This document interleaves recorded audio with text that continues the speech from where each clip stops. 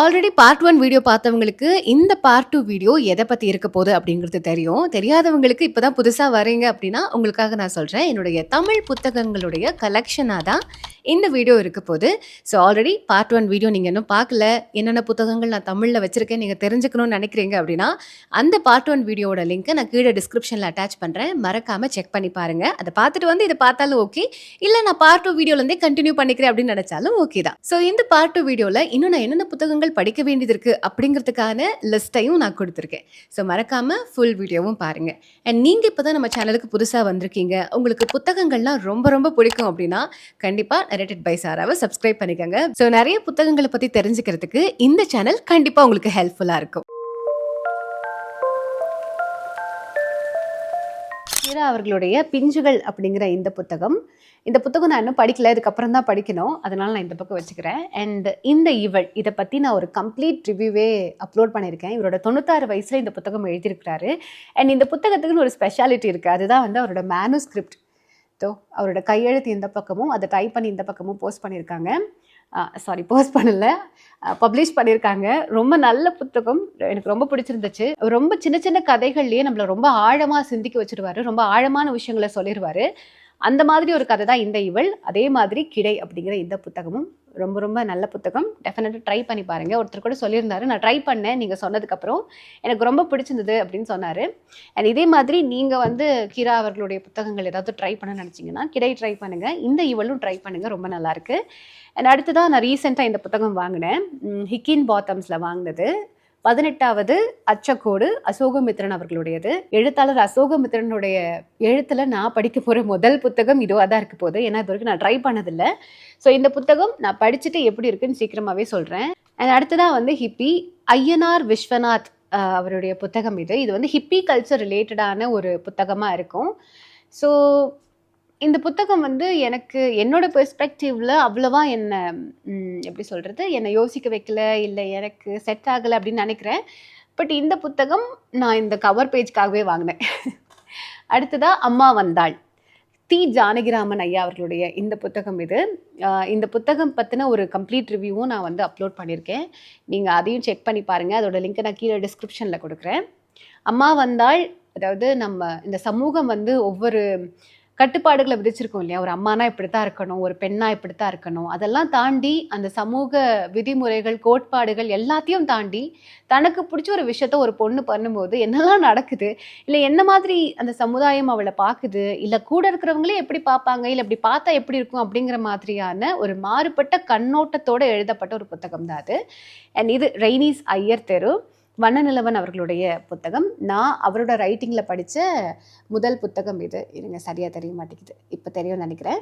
So இந்த புத்தகம் வந்து இந்த புத்தகம் மாதிரி தான், ஸ்ரீரங்கத்து தேவதைகள் மாதிரி தான். இது ஒரு ஸ்ட்ரீட்குள்ளே நடக்கிற விஷயங்களை சொல்கிற மாதிரியான ஒரு புத்தகமாக இருக்குது. பட் ஸ்ரீரங்கத்து தேவதைகள் அளவுக்கு எனக்கு வந்து இது எனக்கு ஃபீல் ஆகலை. பட் இதுவும் அந்த தெருவுக்குள்ளே நடக்கிற, அதாவது ரெய்னீஸ் ஐயர் தெரு அப்படின்னு ஒரு தெருவு இருக்குது, அந்த தெருவில் பல வீடுகள் இருக்குது, அந்த பல வீடுக்குள்ளே மனிதர்கள் இருக்காங்க.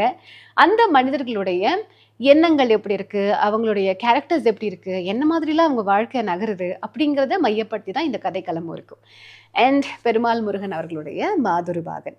இந்த மாதுருபாகன் புத்தகம் வந்து நான் படித்ததுக்கப்புறம் வாவ் என்னப்பா இப்படி எழுதியிருக்கீங்க அப்படின்னு நான் ஃபீல் பண்ணேன். எனக்கு ரொம்ப பிடிச்சிருந்துச்சு. பிகாஸ் நிறைய இடங்கள்ல இதுதான் நடக்குது. அதாவது ஒரு ஒரு கணவன் மனைவிக்கு கல்யாணம் ஆகி இத்தனை வருஷத்துக்குள்ளே குழந்தை பிறந்துடணும், இத்தனை வருஷம்லாம் கிடையாது, ஒரு 1 இயர்க்குள்ளே குழந்தை பிறந்துடணும். 1 இயர் தாண்டிடுச்சுன்னா உனக்கு ஏதாவது ப்ராப்ளமா, உனக்கு ஏதாவது சரியில்லையா, இந்த கோவிலுக்கு போ, அந்த கோவிலுக்கு போ, இந்த பரிகாரம் பண்ணுன்னு நிறைய நிறைய நிறைய போட்டு டார்ச்சர் பண்ணுவாங்க. ஸோ அந்த மாதிரி பண்ணும்போது அவங்களோட மனநலம் எப்படியெல்லாம் மாறுது. இந்த சொசைட்டி தெரிஞ்சிக்க வேண்டிய ஒரு விஷயம்னு ஒன்று இருக்கு இல்லையா, ஒரு கணவன் மனைவிக்குள்ள ஒரு குழந்தை பிறக்கிறது இல்லை குழந்தை வேணுங்கிறது அது அவங்களுடைய தனிப்பட்ட விருப்பு வெறுப்புகளை சார்ந்தது. 3வது மனுஷன் அதில் எந்த விதத்துலையுமே இன்க்ளூட் ஆகி அவங்கள தொல்லை பண்ணக்கூடாது அப்படிங்கிறத ஒரு கதையாக கொண்டு வந்திருப்பாரு. ஸோ அதோட கண்டினியூட்டியாக இந்த புத்தகம் இருக்கும். அர்த்தநாரி பை பெருமாள் முருகன் அவர்களுடையது. அதுக்கு ஒரு 2 எண்டிங் இருந்தால் எப்படி இருக்கும் அப்படிங்கிறதுக்கான எண்டிங் புத்தகம் தான் இது. இன்னொரு புத்தகம் இருக்குது, ஆலவாயன் அப்படிங்கிற புத்தகம். அந்த புத்தகம் வந்து அதோட செகண்ட் எண்டிங்காக இருக்கும். அண்ட் ஜெயகாந்தன் அவர்களுடைய 2 புத்தகங்கள், ஒரு மனிதன் ஒரு வீடு ஒரு உலகம். இந்த புத்தகத்தை பற்றின ஒரு ரிவ்யூ நான் ஆல்ரெடி அப்லோட் பண்ணியிருக்கேன். அண்ட் இந்த புத்தகத்துக்கோட ரிவ்யூ நான் அப்லோட் பண்ணியிருக்கேன், ஒரு வீடு பூட்டி கிடக்கிறது. இதுவும் கம்ப்ளீட்டாக 2 வேற புத்தகங்கள். எப்படின்னா இது ஃபுல்லாக பாசிட்டிவிட்டி. அதாவது இந்த கதையில் வில்லனே கிடையாதுங்க. இந்த கதையில் எல்லாருமே நல்லவங்கங்க அப்படிங்கிற மாதிரி ஒரு கதை. இந்த கதை எல்லாமே ஒரு மனுஷனுக்கு நெகட்டிவாக இருந்தால் எப்படி இருக்கும், எல்லாருக்குமே ஒரு நெகட்டிவான ஒரு விஷயம் கிடைச்சா எப்படி இருக்கும் அப்படிங்கிற மாதிரி இருக்கும். இது வந்து பல கதைகளுடைய தொகுப்பாக இருக்கும், பல கதைகள் உள்ள இருக்கும். இது வந்து ஒரே ஒருத்தரை சுற்றி இல்லை ஒரு சில பேரை மட்டுமே சுற்றி நகர்ற கதையாக இருக்கும். ஸோ 2மே ட்ரை பண்ணி பாருங்கள், நல்ல புத்தகங்கள். அடுத்து வந்து புதுமை பித்தன் அவர்களுடைய சிறுகதைகள். இந்த புத்தகமும் என்கிட்ட இருக்குது. இதுவும் நான் எப்போ வாங்கினேன் கூட எனக்கு ஞாபகம் இல்லை, பட் எப்போவோ வாங்கின ஒரு புத்தகம் தான் இது. அடுத்ததாக மலைகளும் எதிரொலித்தன, காலத் ஹுசைனின்னு நினைக்கிறேன், அவருடைய டிரான்ஸ்லேட்டட் வெர்ஷன் புத்தகம், எதிர் வெளியீடு பதிப்பகம். பட் நான் இது எங்கே வாங்கினேன் அப்படின்னா ஹிக்கின் பாத்தம்ஸில் வாங்கின புத்தகம் இது. எனக்கு ரொம்ப படிக்கணும்னு ஆர்வம். பட் அதுக்குள்ளே ஒருத்தர் என்கிட்ட சொன்னார், இந்த புக்கம் அவ்வளோ வேர்த்தில் சாரா அப்படின்னு சொன்னனால எனக்கு மனசு கொஞ்சம் வருத்தமாயிடுச்சு. பட் இல்லைன்னா நான் இந்த புக் தான் அடுத்து படிச்சிருப்பேன். ஓகே, சீக்கிரமாகவே அந்த புக்கையும் படிக்கிறேன். அண்ட் அடுத்து வந்து ரசவாதி, பவுலோ கோலோ அவர்களுடையது.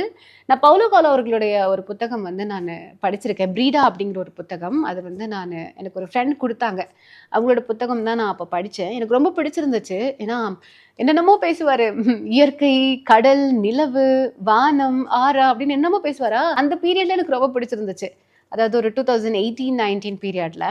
அதுக்கப்புறமா சரி இன்னும் நிறைய நல்ல கதைகள்லாம் அவர் எழுதியிருக்கிறாரு அப்படின்னு கேள்விப்பட்டோன்னையும் அவரோட இந்த புத்தகம் வந்து எனக்கு ஒருத்தங்க கிஃப்ட் பண்ணாங்க, ரசவாதி அப்படிங்கிற புத்தகம்.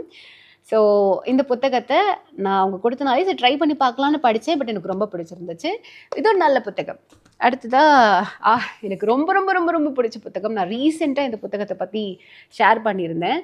எனக்கு வந்து ட்ராவல் பண்ணணுன்னு ஆசை. பட் எனக்கு வந்து இந்த என்ன சொல்லுவாங்க, மோஷன் சிக்னஸ் இருக்குது. அதனால் எனக்கு சீக்கிரம் வாமிட் பண்ணிவிடுவேன். அதனால் எனக்கு ட்ராவல் பண்ணவே முடியாது. பட் ஒரு வேளை ட்ராவல் பண்ணால் இப்படி தான் பண்ணணும், உடம்பு சரியில்லை நினச்சிட்டு இருந்தால் ட்ராவலே பண்ண முடியாது. பட் அதே மாதிரி டூரிஸ்ட் ஸ்பாட்டை மட்டும் போய் பார்த்துட்டு இதுதான் வந்து இந்த ஊர், இதுதான் இந்த மக்கள் அப்படின்னு நினச்சிடக்கூடாது. அதை தாண்டி நிறைய விஷயங்கள் இருக்குது, சின்ன சின்ன விஷயங்களும் ரொம்ப அழகானது அப்படின்னு சொல்கிற மாதிரி ஒரு புத்தகம். தேசாந்திரி பை எஸ்ரா அவர்களுடைய இந்த புத்தகம் எனக்கு ரொம்ப ரொம்ப ரொம்ப ரொம்ப பிடிச்ச புத்தகம். அடுத்ததாக நான் ரொம்ப நாளாக வாங்கணும்னு நினச்ச புத்தகம், அப்புறம் எனக்கு கிஃப்ட் வந்த புத்தகம் இது அறம், ஜெயமோகன் அவர்களுடைய அறம். இதோட யானை டாக்டர், 100 நாற்காலிகள், இந்த மாதிரி சின்ன சின்ன புத்தகங்களாக வாங்கி ஆல்ரெடி படிச்சிருக்கேன். சேலம் புக் ஃபேரில் இந்த மாதிரி ஒரு 3 புத்தகம் வாங்கினேன். 100 நாற்காலிகள், சோற்று கணக்கு, வனங்கான், இந்த 3 புத்தகங்களும் இந்த அறம் இந்த புத்தகத்துக்குள்ளே வர தொகுப்புகள் தான். ஸோ இது நான் தனியாக வாங்கியிருந்தேன். சரி இந்த மாதிரி குட்டி குட்டியாக வாங்கி படிக்கலாம்னு நினச்சேன். பட் அதுக்குள்ளே எனக்கு இந்த புக் கிஃப்டாகவே ஃபேமிலியிலேருந்து கொடுத்துறதால நான் இந்த புக்கு படிக்க ஆரம்பிச்சிட்டேன். அண்ட் அதுக்கப்புறமா எனக்கு ரொம்ப பிடிச்சமான ஒரு ஆத்தர், நான் படித்து மெய்மறந்து போயிட்டேன், அந்த அளவுக்கு எனக்கு ரொம்ப பிடிச்ச புத்தகம் இது. வேல்பாரி, வீரயுக நாயகன் வேல்பாரி. இந்த 2 புத்தகங்கள், இது ஃபர்ஸ்ட் பார்ட், இது செகண்ட் பார்ட். அதாவது நம்ம இது வரைக்கும் சேரர்கள், சோழர்கள், பாண்டியர்கள் அப்படின்லாம் படிச்சிருப்போம். பட் அதை தாண்டி உலகம் ஆரம்பிக்கிற டைமில் இல்லைன்னா இந்த ராஜாக்கள்லாம் வரத்துக்கு முன்னாடி ஒரு இனக்குழுக்கள் இருந்திருக்கும் இல்லையா. அந்த இனக்குழுக்குன்னு ஒரு தலைவர் இருந்திருப்பாங்க, குழுவாக மக்கள் இருந்திருப்பாங்க. அந்த குழுக்களுக்குள்ள நிறைய விஷயங்கள் நடந்திருக்கும். அதெல்லாம் அழிச்சு தானே அதுக்கப்புறம் ஒரு ராஜாக்கள் எல்லாம் வந்தாங்க.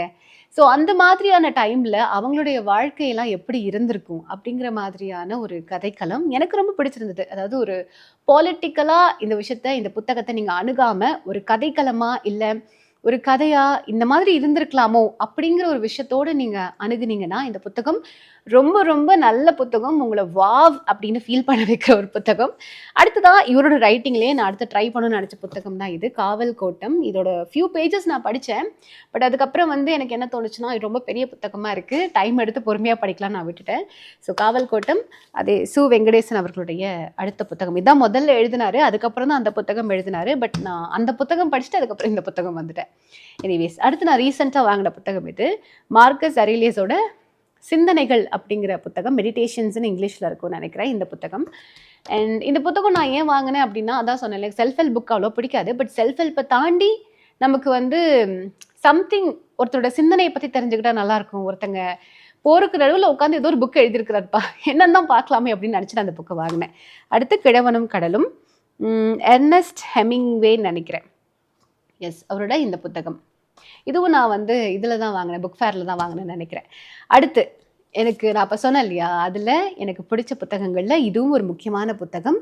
ஒரு இளம் பெண்ணின் நாட்குறிப்பு பை ஆன் ஃப்ராங்க். நான் இந்த புத்தகங்கள்லேயே படித்து அழுத ஒரு சில புத்தகங்களில் இது ஒரு முக்கியமான புத்தகம். இது ஒருத்தருடைய பயோகிராஃபி, அதுவும் அவங்க எழுதின புத்தகம். இது டெஃபினட்டாக நீங்கள் படிக்கணும். எந்த புத்தகத்துக்குமே நான் இப்படிலாம் நோட் பண்ணி வச்சுருக்கவே மாட்டேன்.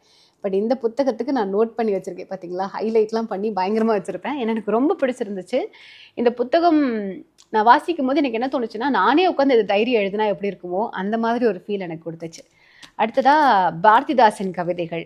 இதுவும் எனக்கு ஒரு கிஃப்ட் வந்துச்சு. நான் காலேஜ் படிக்கும் போது எனக்கு கொடுத்த கிஃப்ட்டுன்னு நினைக்கிறேன். அதுக்கப்புறம் நான் இந்த புக்கு படிக்கவே இல்லை, பட் படிக்கிறோம். எவ்வளோ கவிதைகள் படிக்கிறோம். இந்த அளவுக்கு ஒரு நல்ல ஒரு கவிஞர் நம்மளோட தமிழில் இருக்காங்க. அவரை படிக்க மிஸ் பண்ணக்கூடாது. நான் ஸ்கூல் டைம் காலேஜ் டைம்லலாம் வந்து இந்த எக்ஸாமுக்காக படித்தது தான், பட் தனியாக உட்காந்துலாம் படிக்கல. வாய்ப்பு கிடைச்சா தனியாக உட்காந்து இவரோட புத்தகங்கள் படிக்கணும். அடுத்து வந்து கேரள பழங்குடி கவிதைகள். இது வந்து நிர்மாலயா பண்ணியிருக்காங்க, தேர்வும் மொழியாக்கமும். கிட்டத்தட்ட ஒரு 18 கவிஞர்கள் 11 பழங்குடி, கேரள பழங்குடி மொழியில் இந்த கவிதைகளை எழுதி அந்த கவிதைகளை மலையாளத்துலேயும் தமிழ்லையும் டிரான்ஸ்லேட் பண்ணி கொடுத்துருக்காங்க. ஸோ இதில் ஒரு கவிஞர் வந்து கேரள சாகித்ய அகாடமி விருதுன்னு நினைக்கிறேன், அந்த மாதிரி ஒரு விருதும் வாங்கியிருக்காரு. இதை பற்றின ரிவ்யூ நான் சீக்கிரமாகவே அப்லோட் பண்ணுறேன். இந்த புத்தகத்தை இப்போ தான் படித்து முடித்தேன். அண்ட் இதுக்கப்புறம் புத்தகங்கள் வந்து அவ்வளோதான் நினைக்கிறேன். கிட்டத்தட்ட ஒரு 50 புத்தகங்கள் வந்திருக்கும், அவ்வளோதான் நினைக்கிறேன். ஓகே, அவ்வளோதான். இதில் நான் படிக்க வேண்டிய புத்தகங்கள் அப்படின்னா, அர்த்தநாரி, இது நான் படிக்கணும். கிழவனும் கடலும் இன்னும் படிக்கணும். அப்புறம் மார்க்கஸ் அரேலியஸோட சிந்தனைகள், இதுவும் படிக்கணும். அடுத்து புதுமை பித்தனுடைய சிறுகதைகள், இதுவும் படிக்கணும். 18வது அச்சக்கோடு, இதுவும் படிக்கணும். பிஞ்சுகள் இன்னும் படிக்கல, சீக்கிரமாகவே படிக்கலாம். அப்புறம் சோலைமலை இரவசி படித்தாச்சு. மோகினி தீவு இன்னும் படிக்கலாம். முந்திரிக்காட்டு நட்சத்திரம், அந்த ஃப்ரீ புக் இன்னும் நான் படிக்கவே இல்லை, பட் சீக்கிரமாக படிக்கணும். அண்ட் இந்த பக்கம் முடிஞ்சது. இதில் அறம் இன்னும் படிக்கல, வாங்கினதோடு இருக்குது. சீக்கிரமாகவே இதுவும் படிக்க ஸ்டார்ட் பண்ணோம். படித்தா கண்டிப்பாக ரொம்ப இன்ட்ரெஸ்டிங்காக இருக்கும், சீக்கிரமாகவே படிக்கிறோம். அண்ட் ஒரு நிமிஷம் நான் செக் பண்ணிக்கிறேன். பார்த்தீங்களா, நான் எங்கேயோ ஒரு புக்கை மிஸ் பண்ணிட்டேனே நினச்சேன், கண்டுபிடிச்சிட்டேன். சூதாடி, ஃபியோதர் தஸ்தயேவ்ஸ்கியோடைய சூதாடி அப்படிங்கிற இந்த புத்தகம். இதுதான் இந்த வருஷம் ஸ்டார்ட் ஆகும் போதே நான் வாங்கின ஒரு புத்தகம், பட் இன்னும் படிக்கல. சீக்கிரமாகவே இந்த புத்தகம் படிக்கணும். அதுக்கப்புறமா அவ்வளோதான் நினைக்கிறேன். எல்லா புத்தகமும் உங்ககிட்ட காமிச்சாச்சு. ஓகே, அவ்வளோதான். என்னுடைய நான் படிக்க வேண்டிய புத்தகங்கள் இன்னும் இவ்வளோதான் இருக்குது. 1 2 3 4 5 6 7 8 9, ஒரு இந்த 2 பெரிய புத்தகங்கள், ஒரு 10 புத்தகங்கள் இன்னும் படிக்க வேண்டியது இருக்குது. சீக்கிரமாகவே படிச்சுட்டு இந்த புத்தகங்களுடைய ரிவ்யூ நான் அப்லோட் பண்ணுறேன். என்னோட குட்டி லைப்ரரியில் எங்கிட்ட இருக்கிற கொஞ்சம் கம்மியான புத்தகங்கள் தான், அரௌண்ட் ஒரு 50 புத்தகங்கள் தமிழில் இருக்குது. அவ்வளோதான் இருக்குது. இன்னும் நிறைய புத்தகங்கள் வாங்கணும், நிறைய புத்தகங்கள் படிக்கணும். ஸோ அதில் நீங்கள் வந்து இந்த புத்தகங்கள் மிஸ் பண்ணிட்டீங்க, கண்டிப்பாக இதை படிங்க, இதில் இந்த புத்தகங்கள்லாம் படித்து பாருங்கள், ட்ரை பண்ணி பாருங்கன்னு சொல்லக்கூடிய புத்தகங்களை எனக்கு நீங்கள் மெயில் ஐடியிலையும் ஷேர் பண்ணலாம், இல்லை கீழே கமெண்ட்லேயும் சொல்லலாம். ஸோ மறக்காமல் உங்களுக்கு ரொம்ப பிடிச்ச புத்தகங்கள், நான் மிஸ் பண்ண புத்தகங்களை எனக்கு சொல்லுங்கள். அண்ட் அதே மாதிரி இது வரைக்கும் நான் படித்த புத்தகங்கள்லேருந்து சில புத்தகங்களை பற்றின என்னுடைய ஒப்பீனியன்ஸ் அண்ட் தாட்ஸை நான் ஷேர் பண்ணியிருக்கேன். அது ஒரு வீடியோவும் அப்லோட் பண்ணியிருக்கேன். அந்த வீடியோ நீங்கள் பார்க்கணுன்னா மறக்காமல் கீழே இருக்கிற டிஸ்கிரிப்ஷனில் செக் பண்ணி பாருங்கள், லிங்க்ஸை நான் அட்டாச் பண்ணுறேன். அண்ட் இந்த வீடியோ உங்களுக்கு பிடிச்சிருந்தா மறக்காமல் லைக், கமெண்ட் அண்ட் ஷேர். இதே மாதிரி இன்னும் நிறைய புத்தகங்களை பற்றி தெரிஞ்சுக்கிறதுக்கு மறக்காமல் நரேட்டட் பை சாராவை சப்ஸ்கிரைப் பண்ணிக்கோங்க. நான் மறுபடியும் உங்களை இன்னொரு புத்தகத்தோட வந்து சீக்கிரமாகவே மீட் பண்ணுறேன். Until then, signing off, this is Sarah. Bye.